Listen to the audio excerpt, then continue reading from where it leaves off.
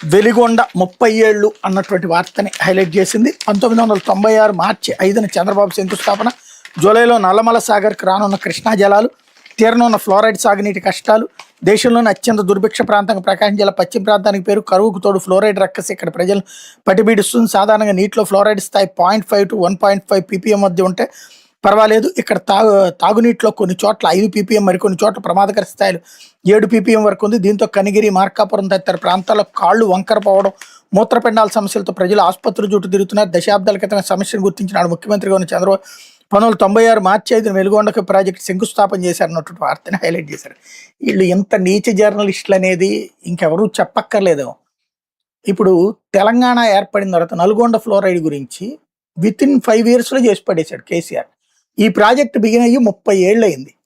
చంద్రబాబు గారు ఉమ్మడి రాష్ట్రానికి ముఖ్యమంత్రిగా 14 సంవత్సరాల పాటు పనిచేశారు, 9 సంవత్సరాల పాటు చేశారు. పోనీ విడిపోయిన మన రాష్ట్రానికి కూడా లెక్కేసుకుంటే ఇప్పుడు 16 ఏళ్ళు. ఆయన 16 ఏళ్ళు ఉండగా ఇప్పటికి పూర్తవుతుంది. అదిలో మధ్యలో రాజశేఖర్ రెడ్డి, జగన్మోహన్ రెడ్డి పూర్తిగా దాన్ని వేగంగా ముందుకు తీసుకెళ్తాయి. కానీ ఆ క్రెడిట్ చంద్రబాబు గారికి ఇవ్వాలి. అక్కడ ఫ్లోరైడ్ సమస్య ఇప్పుడు గుర్తుకొచ్చిందా?